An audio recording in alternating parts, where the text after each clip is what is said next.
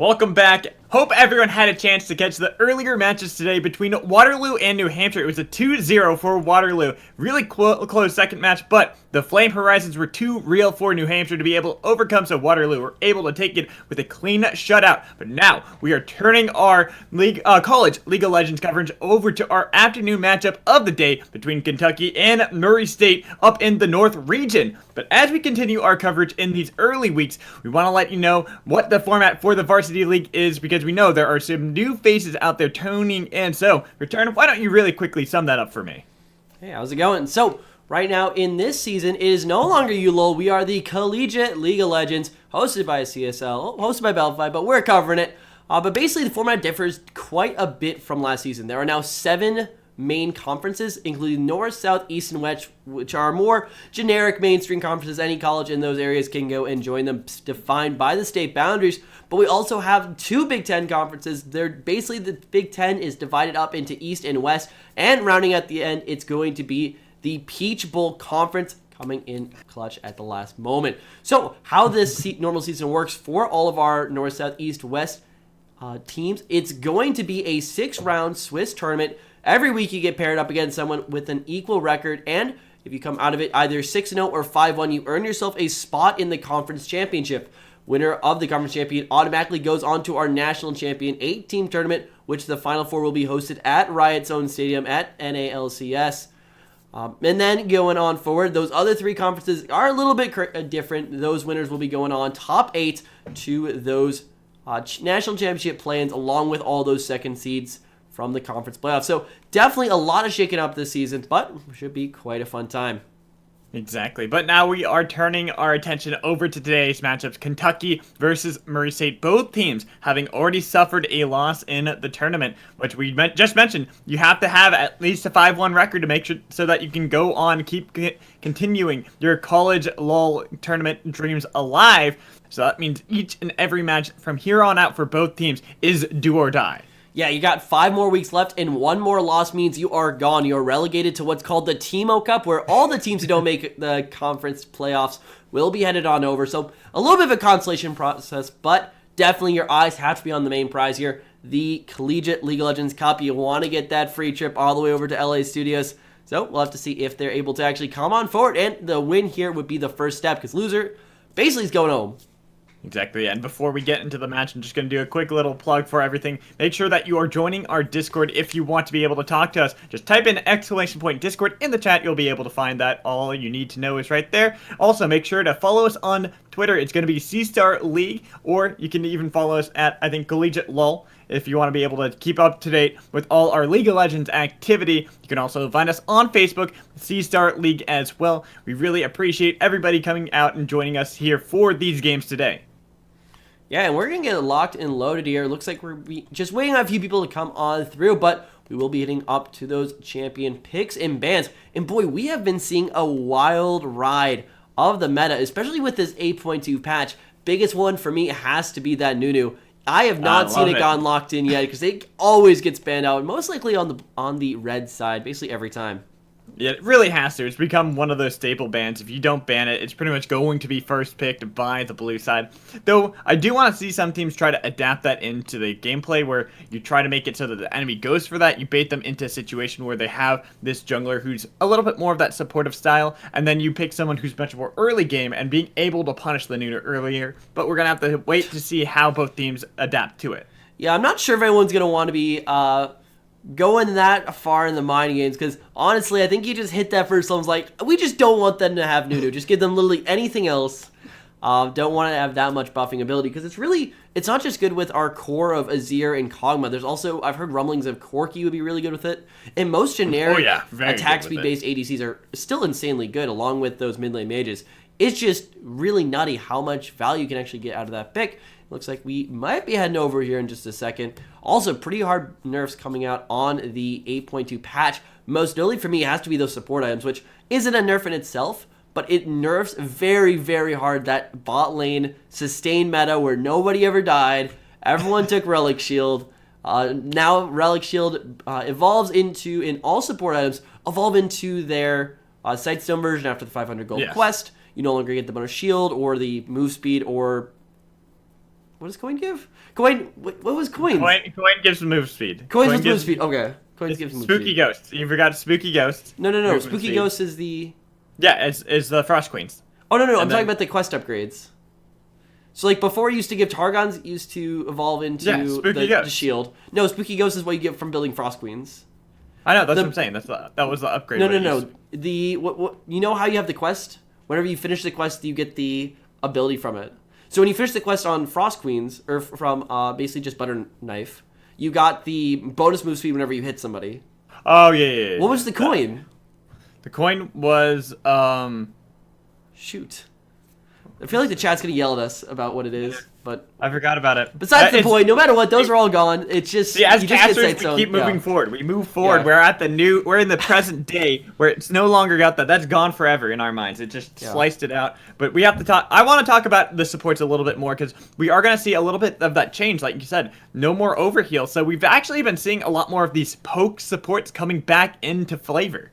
Yeah, like we just saw in the last match where unsuccessfully New Hampshire was trying to fight back against Waterloo. They picked a very aggressive ball lane in the both the Misfortune and the Zyra support. Yeah, these poke lanes, which were around kind of at the beginning of the preseason, are really starting to come on back.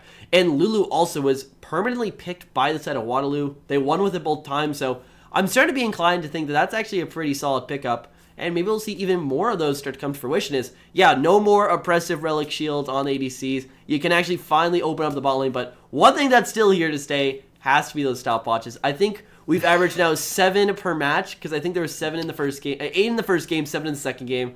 Curious to see how many we get on this next one. Hey, we could get the perfect 10. We'll see how it goes. You never know. I would be upset if we saw every single person taking a stopwatch. Oh no, that'd be perfect. Everyone hits at the same time into the same tower dive. If I am not watching 10 members, 10 people zonizing under one tower, I will be severely disappointed. I thought I was a troll when it came to League of Legends, but Returned is apparently trying to usurp my title when it comes to this. Oof. So, I know, that must is feel saying bad. something.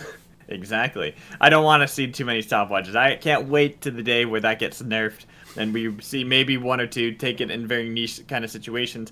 But the thing that actually, talking about the runes, stuff that's been coming a little bit more out has to be the minion dematerializer as well. You talked about it earlier where Maokai can take that into the top lane in order to get a good shove. But honestly, a lot more mid laners, especially the Malzahars, have been trying to go for that rune to make it a little bit easier for their awkward shove in the early game. Yeah, most certainly. They, especially with Malzahar and Rise is another one I've seen take it up. Just give more power to him in the early shoving game. Basically, people just want to win out the lane early, and it does look like we will be headed over to our champion select. Kentucky, they're going to be on your blue side. We're on the red side. It's going to be Murray State. See, I'm excited to see Kentucky because if I recall, even though they lost, they did pick Urgot in the top lane for Ocean of Lotion. Oof. And I love me some Urgot, but looking at that first ban, it's going to be the Xerath, something that's gotten really strong, especially into the Azirs. So it could be an indication of an early pick coming in from Kentucky. Yeah, most certainly. Biggest thing to note so far is Nunu is not yet off the table, and we're already halfway through our first set of picked and bans. I really think it's going to be up to the side of Murray State to ban that one away, because if you're Kentucky, you're going to take that if you get it. Give me the Nunu. This is what I want to see. Oh, we have no. Lulu being banned, so that's going to take it away from JZ Jax. That's an interesting name. But we have only so many options left. We have to actually see if Kentucky want to play it themselves or if Murray State, they've done their research and know that Kentucky doesn't want to play it. I won't be denied. So, Giovanni, we're going to get around to that last band. Things that are still available. You still have the Kog'Maw on the board. You still have the Azir on the board. These are still 2 of the higher priority champions. And with Sejuani getting banned away, J4 kind of jumps next up in priority as far as junglers go. And then top lane also, very interestingly, since the 8.2 patch, I physically have not seen a Ornn win lane yet on this patch. So, very curious. Not quite sure if he's actually be seeing play once again. Nunu made it through! Nunu has made it through, so now we gotta see whether B Bumble wants to play it. Does They not didn't pick appear it! to, because Rakan has been locked in for JZ and Wait. Jax in that bot lane. Wait a second, someone's trolling here. Nunu's available and someone hasn't picked it just yet. They're prioritizing Xayah and Rakan over. All right, we're gonna see. I very much expect. You've broken. I'm Return, broken guys. right now. I would very much expect to see Nunu get picked up here within the next few rotations, because it is just so strong at the moment, especially with both Azir and Kog'Maw still available. Exactly. The amount that he can add in order of just pure stats, I believe it's around 4,000 to 5,000 gold when he maxes that W completely. But also, you have to keep in mind his ability to clear early due to the well-fed that was added to his Q. He got a lot of buffs, so there it is. Curry going to lock that in for us. Oh boy. We will be... this is personally the first time I have seen Nunu locked in competitive play. So that should be quite interesting. Oh boy. Indeed it should. I'm excited to see it. I've been wanting to see the Yeti for quite some time because he definitely knows the way. But Azir, great takeaway, making sure that Scarpo can't have that because the synergy between Nunu and Azir is very strong, similar to that of Rakan and Xayah. Yeah, that being said, also Kog'Maw, probably not going to get locked in here as there's already a Xayah on the other side. You don't have to worry about that synergy. But still, Nunu's going to be enabling a lot of these late game scalers up to their main points. And now we have to see how exactly Kentucky's going to be able to play this one through. Big thing there, Rakan I don't normally see a lot of. He isn't very tanky, so he wasn't really in the League of Tanks meta where you just spam the Relic Shield plus the defenses. And he's definitely been suffering a lot ever since they nerfed his ultimate, basically being half the size. So you basically have to be on top of the person to charm them. That being said, it could be coming back, especially with the reversion back towards the... more towards the bot laners, with more damage in the early game. That being said, it's definitely going to rely very heavily on whether Kentucky's going to be going forward and making these aggressive plays. This is very true. Also, we have to keep our eyes on what KG is going to pick up for himself. A lot of these poke-style supports tend to do very well into Rakan, especially Karma, who's well known to be a counter towards him, being able to shove him out of the lane. So I would like to see what the adaptations for Mercy are going to be. But, ooh, nice Karma ban of reading them like a book from Kentucky. Also, the fact that Orin gets locked in there makes me think Murray may not be doing the research. And I want to see, finally, is there going to be an Orin that can win out the laning phase? There are still a lot of those generic Orin counters up. You have Alawi, you have Vladimir still, you have Camille if you just want to go for the late game. So there's definitely options on the board here for Ocean of Lotion. Hey, maybe even going for the, what was that, the Urgot pick you were talking about? I would love that Urgot to come through. He did play that. They did lose, though. This is something to keep in mind with Orin. The Orin was on the other side, and they lost in that matchup. It was an off-stream one. So, we'll have to see what they decided to go for, taking away the Vladimir, so that there's not going to be that flexibility of maybe even putting the Orin into the supportive role. I wouldn't be super... I'm not super sure about that one. I don't think that's going to be an Orin support. It's plausible. I just don't see it normally, especially with the reversion back towards the poke-based supports. Zyra is still on the board if they want to go something a little bit more aggressive. Also, if you're talking about aggressive, Leona hasn't gone anywhere. Not at all. She did fall off for a little bit, even though the League of Tanks became a thing. It's because she didn't want to go onto the backline as well. But now, seeing the Rakan on the table, she feels very confident. So KG going to be playing that alongside of a Xayah bot lane. Yeah, not even that, but something that you will have to be watching for with this bot lane matchup now is on 8.2. You also had some changes going out to Aftershocks. And I'll be damned, there it comes out. Urgot going up into that top lane. But going back to Leona, that they took a lot of the damage off of Aftershock and taking out a lot on the front end of it. But where it starts to come back in is now, instead of having the base 10 resistances plus 30%, it now gives you a base 70 right off level 1. So going on in, if Leona and KG and Puzzle find that engage, find that bot lane, that will be an extremely tanky Leona. Orianna going to be the last pickup, so Scarpo going to be choosing to go with a really good burst style if he needs to, but also can fall into that supportive role, though it's going to have a lot of synergy when KG and Z-Omen go in for the engages. Otherwise, you're going to be leaving him out to dry a little bit with that Orianna. Yeah, most certainly. And a lot of this competition is now built around this mid-game team fighting, getting 2 items onto Puzzle Zyra, getting 2 items onto Skyro's Orianna, and then using these big, beefy members to really facilitate the fights you want that needs Skyro and that needs Puzzle to actually facilitate themselves, get themselves rolling. Well, on the other side, you have a great skilling composition with so much engaged potential. Maybe the only thing I'm worried about over there is the lack of tank. Yes, this is very true. There is There's a definite lack of tank. They do have a good bruiser front line for Kentucky. I mean, Urgot and J4 are going to be pretty nice. The Rakan, not necessarily so much. You know, we always know the Rakan to be a lot squishier with his engages, but I'd say they still have comfort when it comes to relying on Urgot and J4. Yeah, most certainly, without a doubt. Does look like we will be loading on into this one. Unfortunately, it doesn't look like we have the perfect LCS order going over here for the side of Kentucky. On Luckers, make sure to 9x them after the game. But in the meantime, still an interesting competition coming on out. Definitely where I have my eyes on early is this bottom lane matchup, because I'm not entirely sold on how aggressive and how convincing Rakan's going to be in that lane. And if you get these very strong engages coming out of Murray State, that's going to push them so much further forward. If you can knock down that first tower early, if you're Murray on the bottom side of the map, you can play through the rest of it so much easier and facilitate more of this mid-game fighting. Well, one thing we got to keep in mind is there is a lot of good shoving potential coming in from Kentucky with every single one of their lanes. Urgot into Ornn, you have Azir into Orianna. Even the bot lane, Tristana, naturally pushes a lot better than Azaya does. It's going to facilitate Mudkip to be very aggressive on this J4 into Nunu, especially since Nunu isn't known for being the strongest at his level 1 and 2.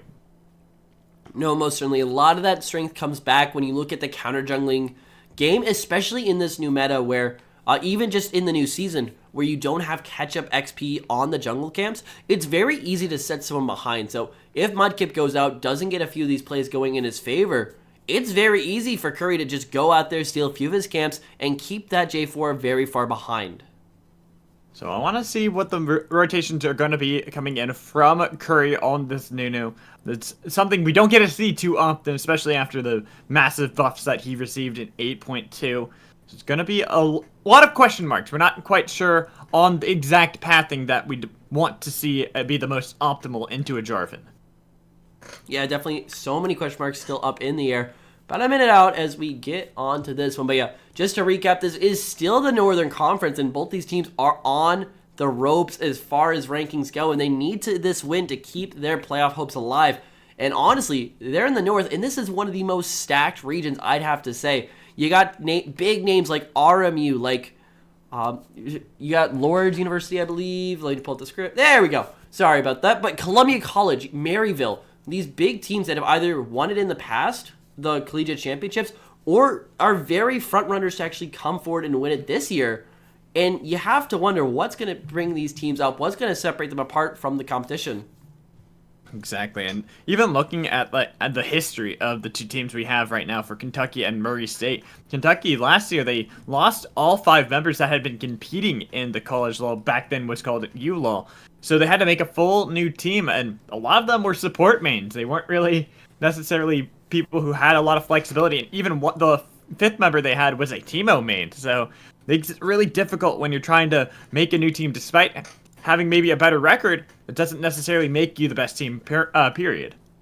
No, most certainly. On the other side, Murray State, they may not be the most impressive team as far as just pure rankings go, but they do have that X factor. They have the synergy with each other, and they're very comfortable actually playing on the same page. So maybe it's those kind of quick plays and team synergies that's going to bring them on through, because there's still a lot of league to be played here. And if they want to knock down this fairly, honestly, I'd have to give this draft over to Kentucky. If they want to walk away from this one the winner, they're going to have to show us exactly how much they can play make. I would love to see them being very aggressive, especially when you have Leona, you have Nunu even. And not only that, he's using the proper skin at everybody. He is using the Nunu bot, so I am happy to let you all know that. I hope to hear a couple spams of that laugh. As a Nunu bot player myself, that is the best skin in the game. Whatever Mad Magical says, but unfortunately, we're only going to get 5 stopwatches going into this one. Only member on the side of Murray is going to be the puzzle on ADC. So that's going to be one pretty safe Xayah. One pretty safe Xayah, but not a pretty safe KG or Scarpo. He's going to have to be very careful on both Leona and Orianna. Leona wanted to go really deep, so going to be punished heavily if he's not careful enough. They're already stacking the bot side, almost predicting an invade here. KG, he's on the other side. I don't think they're going to take any steps forward, though. So Kentucky here should be thwarted pretty handily, unless they make some crazy plays happen. Almost kind of want to see them go for some sort of play. Make sure they put Curry down early, like I had mentioned. Need to kind of weak at the early stages of the game. If we even scroll over to him, I'm pretty sure... he hasn't leveled anything up yet, but he's going to want to level up that Q to make it so that his clear is that much stronger. Yeah, most certainly, without a doubt. And yeah, it looks like we're just going to get into some pretty standard lanes. Expect both sides to start on this bot side of the map, eventually end up towards the top, and maybe even give a little bit of priority and a little bit of focus towards this top lane matchup, because Ornn and Urgot, they have the potential to snowball this lane pretty hard either side. Surely not being the late game carries, especially not Ornn, but delaying the others from actually doing anything. And it could be the pushing lanes for Kentucky that actually breaks them out here. Right now, we're going to see standard starts from both sides, though we get a pause really quick, so hopefully we'll be able to get that all fixed up relatively soon. Not sure why we haven't gotten news from the teams, but I guess we could talk a little bit about the starting items. As we look at Banana Bread, he's gone for that coin as opposed to going for the Relic Shield, which is something that has been considered so powerful. Like you had mentioned, though, the nerfs coming into Relic Shield, making it apparently not as optimal as it had once been. Well, the big thing with Rakan is he still has the Thresh problem that you don't actually proc it. And on top of that, another way they nerf Relic Shield is that any ranged champion gets 50% of the healing. So they don't get the full 100, they don't get too much out of that. And if you're Rakan, who is considered ranged by just by definition, you're not going to get very much value out of that item. On top of that, you just get better gold generation coming out of the Relic, plus a little bit of mana on the side. So is the better choice here for Banana, but the problem with that is KG and Puzzle, they want to go in almost immediately. And when Banana wants to try to walk up in that lane and grab those coins, they can turn that around almost instantaneously. Very true. And look at that. KG going with the Ignite to start this game off. He's wanting blood and most likely going to be that of Banana Bread. Beard. Banana Beard. Banana Beard. Of Yes. course. Looks like we're going to start finding our way towards the lane. Scripo trading a little bit over in the mid lane, but not anything too crazy just yet. And yeah, it looks like basically mirrored clears from the junglers at the moment. Maybe looking to meet each other halfway through, but no, that's already aggressive positioning coming out of Curry. He might be going all the way across. You might want to steal away this blue buff, but you have to give a lot of respect to Jarvan in the early stages of the game. He has a lot of damage that he brings to the table. Mid lane is pushing in favor for Kentucky. This is a very risky invade. Really is, but we don't see Jay-Z reacting just yet. But with the ping coming down from Mudkip, seems that Curry not too confident with his decision, though he is hanging around here. Yeah, this is getting risky to the point where Curry's going to be put pretty far behind if he does not actually get this one in the end. He might have to steal it. He's still sticking around. I'm actually kind of surprised to watch him. He didn't get it, though. It will be secured by Mudkip, so he's just going to take the consolation prize of the Scuttle Crab. Yeah, that was actually a really poor smite coming there from Mudkip. It very nearly was within range. I believe it went down to 34 after the smite, so Curry could have tried to make something happen there, but he just kind of hangs out and walks out in the end anyway. It's going to put him just a little bit behind in this clear game. So that is one thing with the changes to Nunu. He has a pretty fast clear compared to what he had once had. So it's going to be really nice for him, but now, looking topside, Mudkip looking to see if he can get a gank, but Zia Omen having good warding coverage makes it so that he knows exactly what's coming down. Yeah, that's a good thing with how Nunu was kind of hanging in that area. He was able to establish a lot of vision, including one of these early Rift Scuttlers. It's definitely something ignored by quite a few of the junglers in this tournament, but if you get one of those early, it's so good for denying the early game priority of some of these really top tier junglers. See a little bit of trading across the lane so far. The only real chance for some punishment to come down is probably going to be from that of a gank from Mudkip, who's gone for the Skirmisher Saber on his first back. Oh yeah, he wants to be aggressive as all heck. Issue with that though is he needs his teammates to carry through and provide that warding game for him, because normally you see the trackers nice on most junglers nowadays, especially in competitive, because the vision game is so important. Like we saw last game where New Hampshire was just completely unable to close out against Waterloo because they just never established any sort of vision control. If the rest of the team for Kentucky is going to be able to make up for that, it still could go pretty well, but definitely proceed with caution. Getting thanks just from both junglers and a lot of trading in mid. Jay-Z might have bit off a little bit more than he would have wanted to chew as we see a stage coming in bot side. Beard taking so much, forced to get the heal from B Bumble. So we'll survive for now. They lose the heal in both mid and bot. Look at the CS differential right now in both the mid lane and the bottom lane. And the top lane too. Alright, so top lane 34-19, very hard in favor for Kentucky. Mid lane 34-27, a lot more expected because just a 0 early game. It's pretty decent in the laning phase. And then looking at the bot lane, 10CS is going to go back the other direction. So already across the map, we have very defined who's winning the lane currently, who's losing the lane, and where each team can get their advantages from. Now, how's that going to change going on forward? Because if Kentucky's able to knock down Murray a little bit, if he's able to put behind KG and Puzzle, there might not be too much priority left in the side for Murray. Here comes the Zenith Blade once again from KG. Not going to be able to get the root from Xayah onto Tristana. Good use of the rocket jump will keep him alive. This is where we want to see, with that positioning coming in from Mudkip already on the bot side of the map, whether he's going to make an effective gank or not. But nice wards from KG make it so that they know his plot. Yeah, they're doing a great job of tracking him so far. When they were topside, when Mudkip was trying to force a play on the top lane itself, they had that topside warded. And now, they knew that he was going to be on the bottom side of the map. They got it warded up too. That being said, though, he's currently trying out a lane gank, and this is going to be really risky. See a little bit of trading in all of the other lanes themselves. Ocean of Lotion taken very low by Z-Omen. I'd be a little bit more cautious with going for these full trades into Ornn, even though the Ornn is quite heavily behind in CS. Since they're both even on items, it makes it so it's an even trade. It's very hard to rule out an Ornn this early on into the game. Here comes the gank.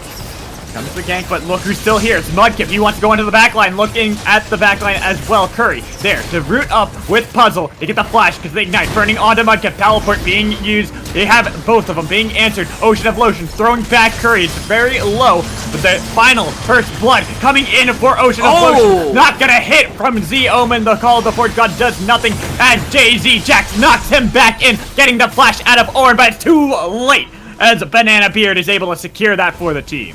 That Ornn miss on the ultimate was pretty important. They could have turned around maybe for another kill, but also just bigger picture. Kentucky much faster on the rotations. Mid lane Sky was able to walk on down way before Jax was able to even come close. Flashing again onto Scribe. That is a 4-man shockwave, but he's still dead. Using the stopwatch, picking up a double kill for Puzzle. They're trying to see if they can make it a triple, but it's going to only be the double instead for KG. But they somehow turn it around and get the kills for the team. It is not often that I get to say, what a 7-minute shockwave. Not a 7-minute 4-man shockwave. Great play right there, and just so much over-aggression out of Kentucky in a play that looked absolutely amazing for them. They throw it right on back, and now this bot lane especially has the advantage going on forward. Still, overall gold lead, still going pretty on strong for Kentucky, but Murray, they've just been given the tools to come on back.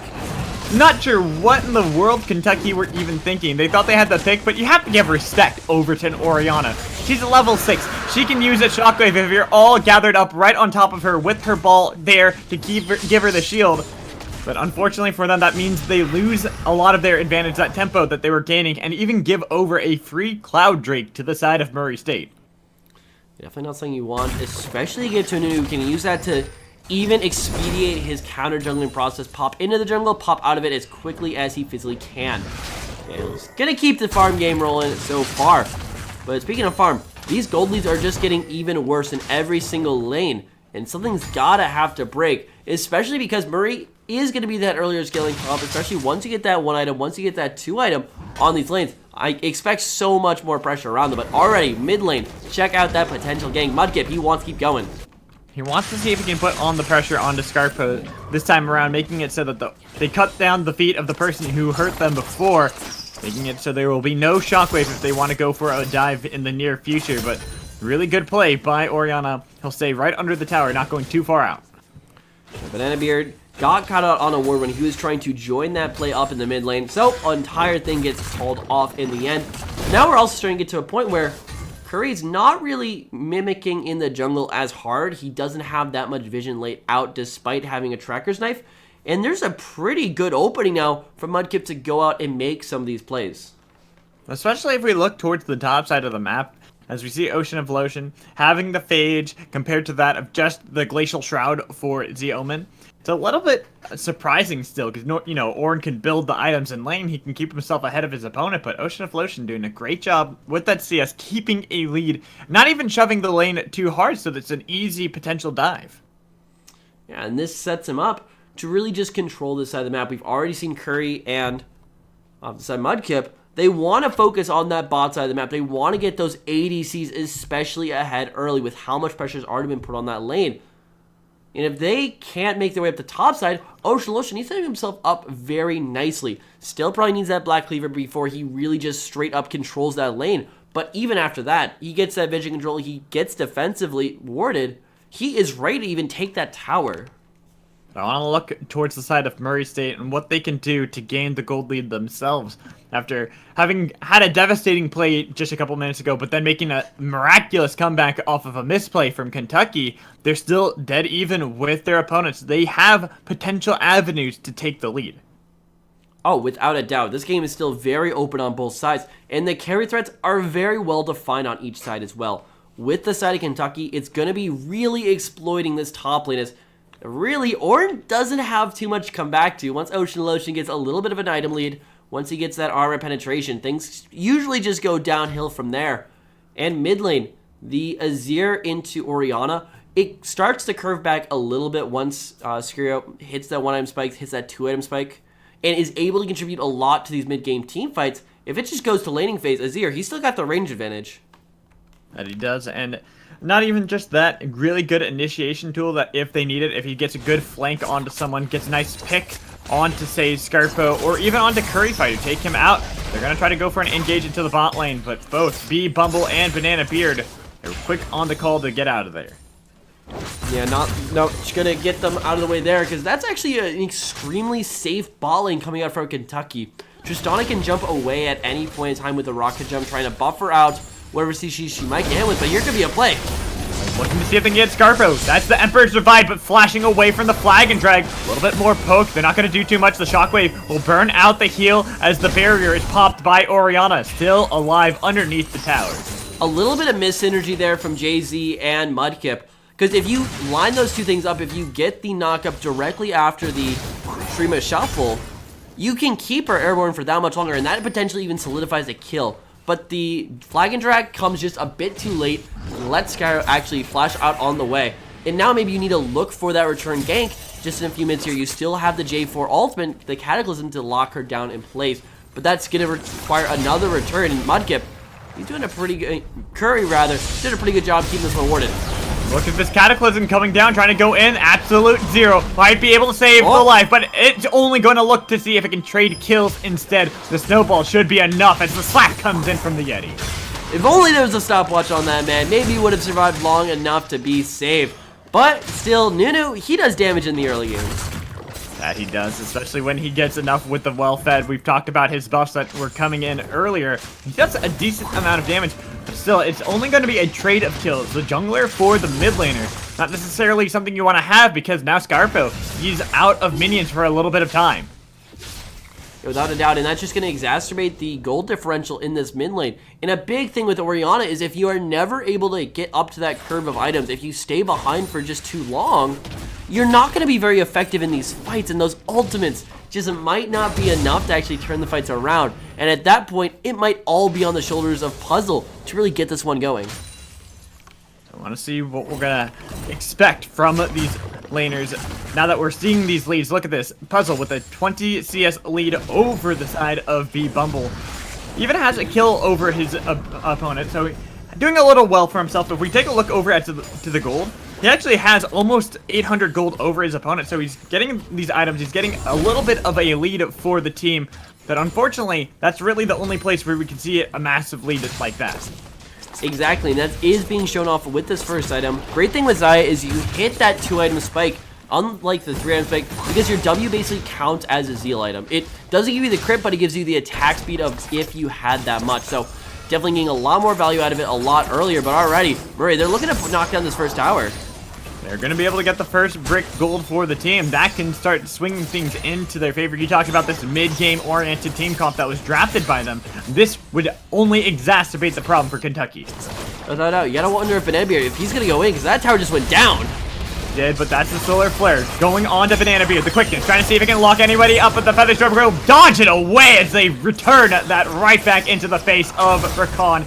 B Bumble, can he outrun forever? Forced to flash, but the flash coming in from Puzzle will get the heal as well, and round the backside. The slam coming in from Mudkip, maybe even returning it onto KG, but no, it's the shockwave onto 2 members. So it will be a 1-for-1 trade of kills, but the tower going over to Murray, giving them the gold lead. So far, a very lackluster ball lane currently coming out for B-Bumble and Banana Beard, as they just nearly both fall. Their only Banana going down in the end, but there was no reason to stick around. They thought they could take that fight right after the tower went down, but they just got caught out like that, and more gold into the pockets for Murray. And that's gotta suck, because Puzzle, he's getting pretty close to 2 items now. That he is, and he's going to be so scary. He even has his heal up compared to no summoners left for Beam Bubble after all is said and done. The jungle even getting heavily warded by Murray State. They're looking to try to see if they can control the movements of Mudkip and start getting closer to the win. Yeah, there's still a long distance to go, and only first tower down off the map. You're already seeing the lane swap coming out of Puzzle and KG moving up towards the top side of the map as well. So they're going to try to keep this one very short. And also that also frees apart Ornn and Zoman from the very aggressive lane that Ocean of Lotion currently has set up here. Maybe even work on knocking down that second tower. I even like looking at the items that have been picked up so far for the side of Murray State. They've already got the locket finished by KG. Now with this Ocean Drake taking down, we might have to pause it. Here comes the call of Forge God on the other side, only knocking up 1 member. They have a lot of damage going onto Oriana as they chase onto Nunu. Not yet catching up them. He gets to the blast cone. The rest of Kentucky know they cannot continue the chase. So even with that, Curry was able to steal away the Ocean Drake right from from under the foot of Mudkip. Yeah, big thing right there was mostly that the lane swap really should have hurt the squad of Murray way more, because you're moving your power lane across the map. You don't have dragon priority anymore, you don't have lane priority, but even without it, they just make it work anyway, and that's really concerning for Kentucky. They're not taking advantage of the weaknesses of Murray. Oh, look at this. They're looking for the dive onto Ocean of Lotion. They have even the locket to keep themselves well alive. They pick up an easy kill, so it will be a trade probably of tower for tower as the bot lane goes down to Kentucky. But that will be the trade 1-for-1 with the top lane as well, on top of getting the kill on Ocean of Lotion. And already, Puzzle is looking like a massive carry threat. He is going to be the one to watch these next few minutes, because he's going to be looking to carry this one right on through. Second tower goes on across. Now, last one remaining will be that mid T2, along with the Herald buff still being around. And really want to see Murray start to make a move for that as a way to knock that one down. Great warding so far, but here comes the squad. But look at how great that ward placement was by Murray State. They knew exactly what was going to happen from Kentucky if they kept putting the pressure onto this tier 2 on the top side. They made it so that there's no way Kentucky could actually get to them in time, and they back off efficiently. Yep, gonna be safe on that one, just waddling right on out in the end. But Curry, you may be waddling right on in, but just gets the ward, and that is it. Everyone backed off though, so that is a lot of pressure missing around this Herald area. But Kentucky, they're not even gonna take it. Not at all. Kentucky, they do sit at a weird and awkward spot right now, because some of their lanes are doing very well for themselves. We look at Ocean of Lotion. We talked about how he was already ahead of Z Omen, and even though he went down in that tower dive that came out of Puzzle and KG, he still has the Black Cleaver. He has an item and a half over his opponent of Z Omen. Even looking towards the jungle, you can see that there's a lot of pressure that can come in from Mudkip going with that Skirmisher Saber compared to the Tracker's Knife of Curry. But then you move right down to the bot lane. That is a Phantom Dancer and an Essence Reaver already picked up for Puzzle, while there's only components for B Bumble. Exactly, and here comes a strategy for Murray. You want to try to get Zoman away from that Strain lane v lane matchup, because that's not where he comes across, and stack these members 5s tall in the mid lane, bring Zoman up, use that ultimate to really solidify that mid lane tower and keep the match rolling, because yeah, you're not going to generate any real advantages from this bot side. Right now, it's just about who's going to get control of what lane when. see an attempted roam onto Scarpo as he's in the top side, but instead, the moment they see that, they try to engage onto Jay-Z. Jax, Emperor's Divide to knock them back, but good use of the Zenith Blade. That is the locket to give them the health back, but the quickness to lock down Puzzle under the tower, but he is no longer taking the aggro. This is a slam down with the exhaust, but he is burned apart. Nothing he can do as KG tries to run for the hills. Flash comes in, but that is gonna be the death defies you as you go down for Ocean of Lotion. That was a very solo queue-esque play going down right there from Murray, because they just went in 2v1 as a bot lane duo on the mid lane. It's 17 minutes in, you have the team fighting comp, do the play together, drag over Curry, drag over Zoman, drag over Scry at least, and make that play as a team. But they make it themselves, they get caught out for it in the end, and they're gonna pay the price. Honestly, the biggest problem is the fact that they lose two of their biggest members, Puzzle and KG. When you went for the dive in the top side of the map, it made sense. There was very little that could happen when it came from Kentucky. They couldn't rotate quick enough to try to keep Urgot alive. But now that they're down, they have to be so careful because they gave over so much free gold. And worst of all, it happens to be towards Mudkip, who's going for this very damage-oriented Jarvan build. Exactly. And that's still not going to be helping them out with the fact that they have no true take. Sure, you have a bruiser in the top lane, but that's not going to be enough to absorb the damage coming out of this Xayah right now. And that means it's going to be very hard to actually outscale this Murray composition. Because when you're thinking of outscaling, you're thinking of, okay, eventually we'll just win this straight on 5v5. But if you have no front line, there is nothing for that enemy to cut through. Honestly, I'm kind of surprised we haven't seen a Rift-Herald attempt from the side of Murray State. If they want to go for these dives, that would help facilitate that so much more, as they can use that as a way to take off the aggro from their squishier members, such as Puzzle. And right as I say that, they do rotate towards that, trying to see if they can actually do exactly as I'm saying. Yeah, gonna be taking that one down pretty decisively. Only 40 seconds left before this Baron spawns up, and you know Murray really want that, but not quite sold that they have enough priority around the map where they can actually force that in the next few minutes. That being said, still a good shoving ball lane coming out for Zoman at the moment. I mean, he is still on. You have to respect how much AoE damage he can get done and the just sheer trading potential. And it looks like Murray, they're all going to stack up on the top side. Herald's going to go down immediately. Kind of surprised by that, but this is the TP play where they're trying to see if they can get Z-Omen into the fray. With the Rift Herald right in tow, they're going to do a lot of damage to this tower, but TP is being answered by Ocean of Lotion. This is a potential 5v5 as they use the Absolute Zero just to clear out the wave. Even the Call of the Force God hit onto nobody. They engage coming in with the slam down from Mudkip, but it wasn't followed quickly enough by the other side as two members get hit by the shockwave, burned easily. But the Emperor's Divide did very little. Triple kill already in for Puzzle. He's still alive in the back line. Ocean of Lotion, Fear Beyond Death, gets the fear onto KG with B Bumble doing a little bit of work himself. Ends up being a 3-for-2 going the way of Murray State. That was a lot burned for zoning off there for Kentucky, and sure, the Kentucky seems to have come out on the bottom with Murray actually getting more kills off of it for less deaths and getting the tower. Murray, they just burned so many ultimates trying to zone off Kentucky. You don't need to use all that. You can just walk forward, bait them off, and once like they've either decided to engage on you, use your ultimates on them, or if they've decided to back off, just take it for free. But they shoot it straight down the middle, and even though they would seemingly win, they're still giving the scaling competition even more gold and pushing especially B Bumble even further in their build. I think the biggest thing for me though that kind of hurts Murray State is the lack of control across the vision in this map that they lost. Look at how many wards just came down from the side of Kentucky, where off of one play, because Puzzle had to back, he was so low after the fight that he couldn't stay had he wanted to, at least he'd give over a free kill and shutdown gold. It just made it so that the rest of Kentucky could start cleaning up. They got some of these zombie wards in certain areas and then put down some control wards themselves. Oh, most certainly. That's got to be your first priority every time you make a play. How do we establish this engage?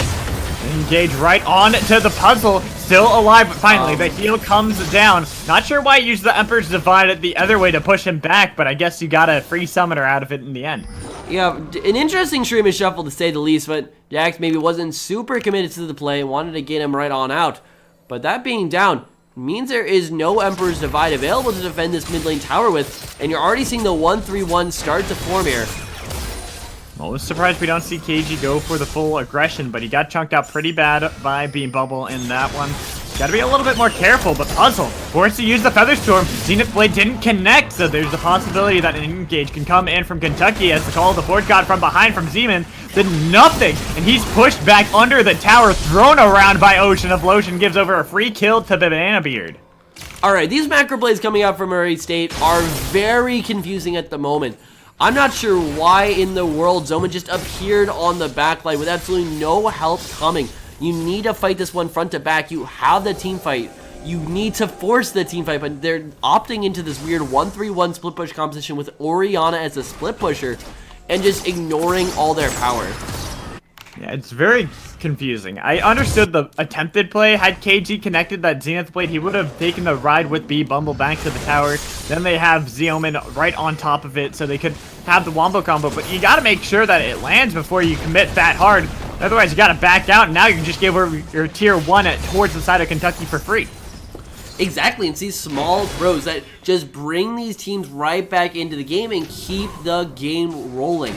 Just like that. Oh, Engage comes down. I'm not sure they're going to find it, though. Flare comes in. Zenith Blade does connect, but a good use of the effort to find no shockwave onto anybody, but they got a 3-man knockup with the Cataclysm to lock him in the pit. Can they turn this around? A lot of damage coming in from B Bumble. Sharpo trying to see if he can do anything, but they jumped forward, getting the barrier out of Orianna. He's so low. The Ignite ticking on him from KG. Finally gets over the kill, but look who's finally shown up, going really fast. It's Ocean of Lotion. He wants to see if he can get anything with the knockup coming in from the Flag and Drag, and they have the damage that they need. Do not connect the Fear Beyond Death, but it is a lot of damage from Ocean of Lotion as he shuts them down, looking to see if he can slow down Curry. Gets the flash out of him at the end of the day. The rest of Murray State can't do much, even though they're alive and well, and they picked up a few kills, but still find themselves in the hole.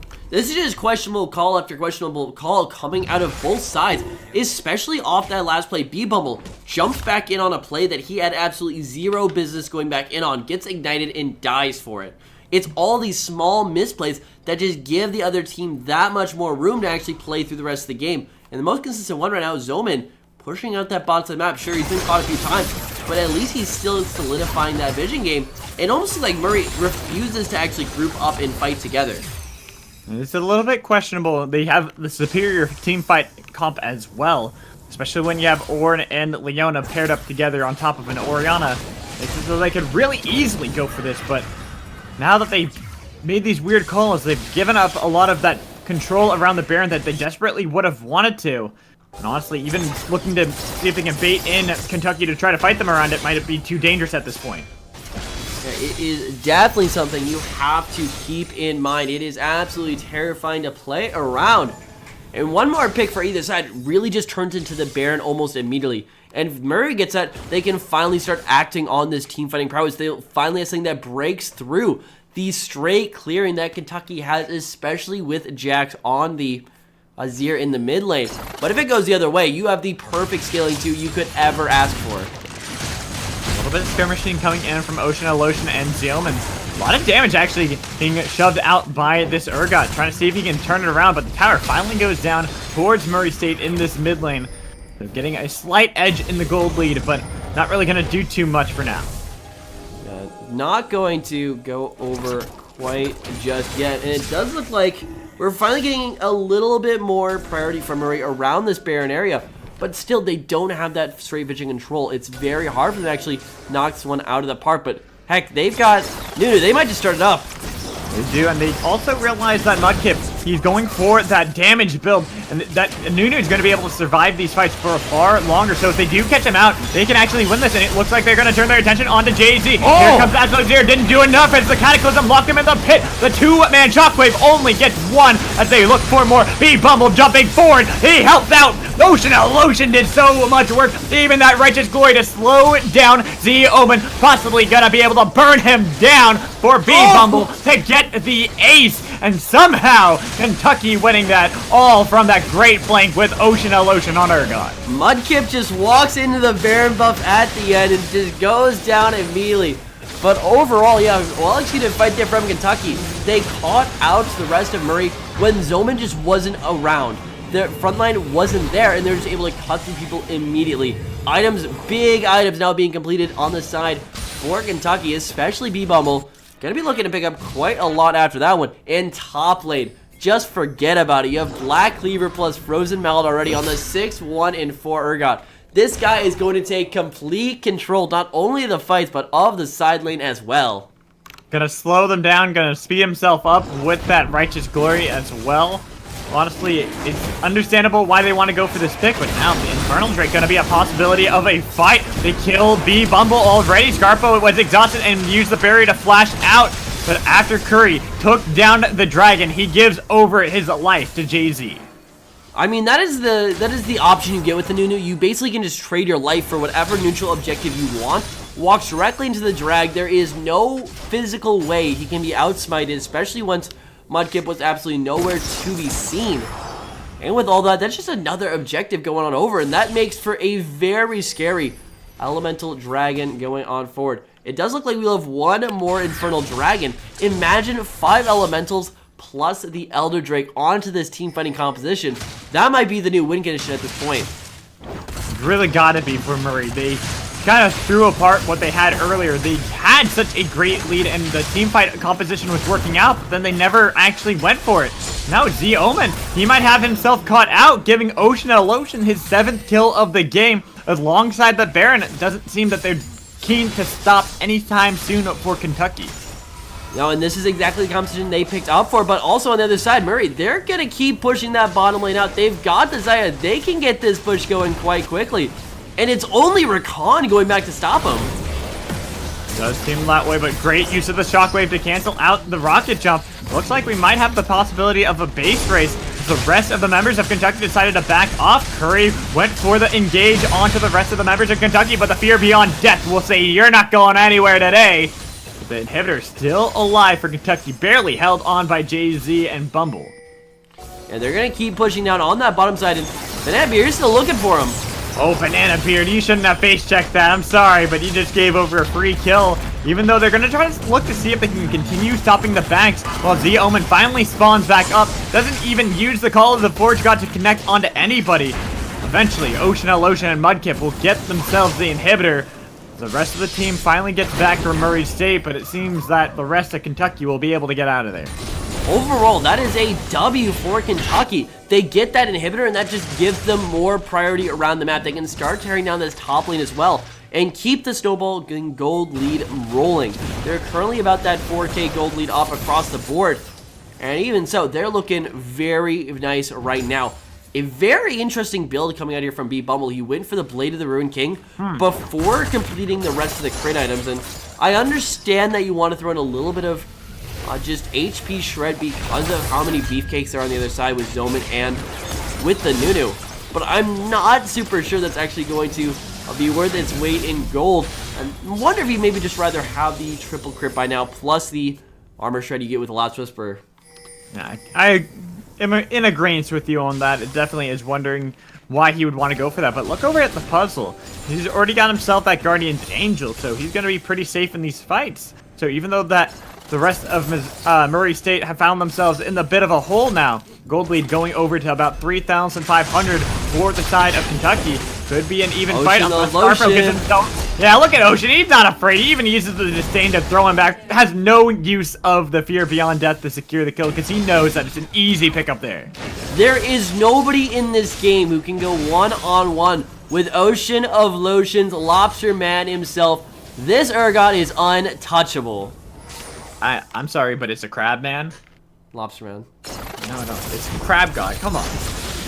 He's not playing Crab God, but even so, he's getting fighting with that top tower now and starting to pressure out across the map. No Baron on him just yet, as that did go down. Expecting the next one to be up about that 4-minute mark. Dragon, it's going to be coming up to around the same time, and these neutral objectives are going to come at a time where Kentucky are in complete control. We're going to be very hard-pressed to find any one of these. Let's see, looking over for the side of Murray, they want to see if they can get a pick really quickly before that has to happen. That's the use of the Absolute Zero in the middle of it. Doesn't do enough damage. Beard has to flash out of there. The Jay-Z picks up his killing spree, and the rest of the cleanup is so easy once Ocean of Lotion joins into the fight. They don't even need to worry about anybody. Look at Z-Omen shred apart, knocked up into the air by the Flag and Drag, pulled back by the Fear Beyond Death, and that's the ace coming through for Kentucky. when you have a team fight competition like this with the Orianna, with the Xayah, you need to fight as one. If you're missing any point, you are at a severe disadvantage. It's the idea of making a competition that is greater than the sum of all their parts. But unfortunately, time and time again, they fight without key members, and time again, they lose.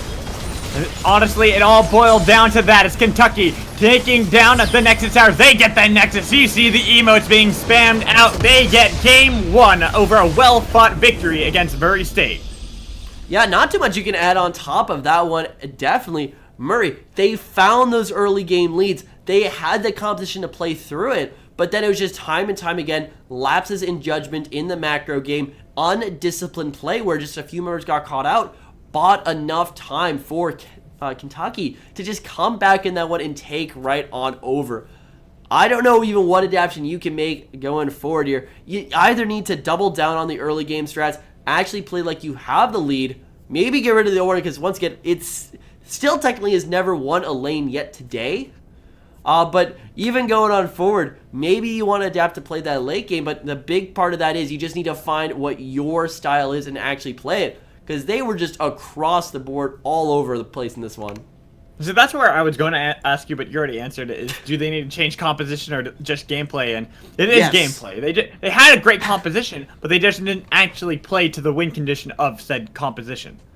Yeah, without a doubt. They need to just double down on it and play together. There's no point when you have that much power on that big of an AoE team fighting composition that you are not just stacked as 5 members. Sure, maybe go throw a member to top lane or to the bot lane very quickly to go grab one of those side waves to go push that one out. But once it is, make the other team play to you. And they just never had that much pressure, never got that far in the game, and they just let Kentucky run right back over on them.